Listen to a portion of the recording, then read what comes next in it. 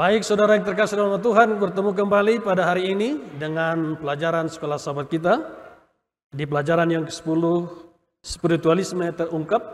Dan pada hari ini, hari Kamis, tanggal 6 Juni 2024 dengan judul Spiritualisme di Akhir Zaman, bagian yang kedua. Saudaraku, bahwa pengharapan kita akan keselamatan berakar di dalam Kristus. Kristus segera datang untuk mengambil miliknya saya dan saudara yang setia di dalam Tuhan dan yang percaya kepadanya sampai kepada akhir zaman.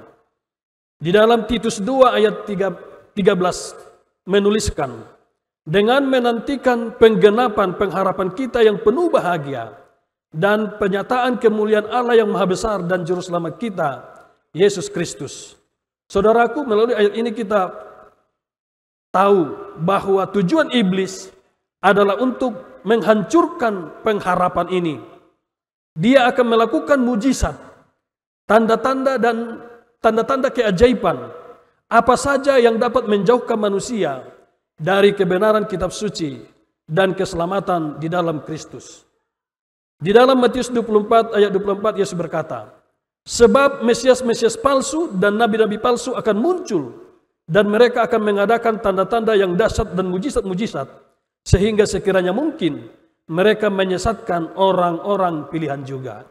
Sangat jelas Yesus berkata di dalam Matius 24 ayat 24 ini, bahwa setan di zaman akhir, di saat-saat sekarang ini, menggunakan cara-cara penipuan dengan mujizat-mujizat atau mungkin tanda-tanda ajaib yang seolah-olah bahwa itu adalah kuasa Tuhan. Kemudian di dalam 2 Korintus 11 ayat 13 dan 14 firman Tuhan katakan, sebab orang-orang itu adalah rasul-rasul palsu, pekerja-pekerja curang yang menyamar sebagai rasul-rasul Kristus. Hal itu tidak usah mengherankan, sebab iblis pun menyamar sebagai malaikat terang. Jadi bukanlah suatu hal yang ganjil jika pelayan-pelayannya menyamar sebagai pelayan-pelayan kebenaran. Kesudahan mereka akan setimpal dengan perbuatan mereka. Sangat jelas firman Tuhan di dalam ayat ini katakan bahwa akan ada rasul-rasul palsu, pekerja-pekerja curang. Mereka menyamar seolah-olah mereka adalah rasul-rasul Kristus. Jangankan itu saudara, bahwa dikatakan iblis pun akan menyamar sebagai malaikat terang. Ayat-ayat ini dengan jelas menyatakan kepada kita semua bahwa pada saat terakhir di akhir zaman, iblis akan semakin gencar melakukan aksinya untuk menyesatkan manusia, bahkan umat-umat Tuhan, umat-umat pilihan Tuhan, dengan mujizat-mujizat, dengan sihir dan okultisme lainnya. Bahkan dikatakan saudaraku, sebagai puncaknya setan sendiri akan mengambil rupa seperti Kristus, sehingga banyak manusia yang akan terkecoh dan tertipu. Setan dengan menyerupai wajah Kristus dikatakan akan menampakkan diri dari langit kepada manusia, seolah-olah dialah Kristus yang datang dari sorga. Tapi ternyata itu adalah penipuan. Itu adalah cara setan untuk menyesatkan manusia. Umat-umat Tuhan, saudara dan saya, harus sangat waspada dengan cara-cara setan menyesatkan kita.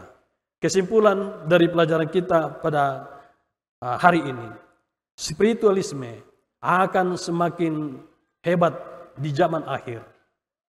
Tanda-tanda ajaib, mujizat-mujizat, mujizat kesembuhan, atau mungkin mujizat-mujizat dari langit, petir, terang yang datang dari timur.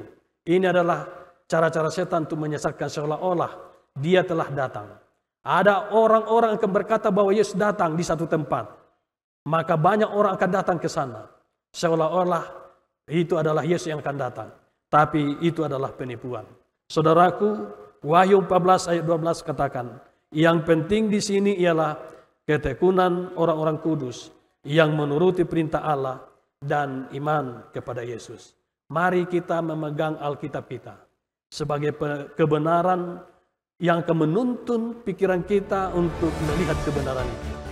Dan minta kuasa Roh Kudus untuk memberikan kita hikmat pengertian, agar apapun cara setan, bahkan dengan cara-caranya yang sangat ajaib itu, kita bisa membedakannya dan kita tidak tertipu. Kiranya Tuhan memberkati saudara dan saya tetap setia sampai Maranatha. Adalah menjadi doa dan harapan kita semuanya. Jika ada pertanyaan yang ingin saudara tanyakan, boleh chat di kolom komentar dan kami akan memberikan jawaban pada waktunya. Terima kasih, Tuhan memberkati.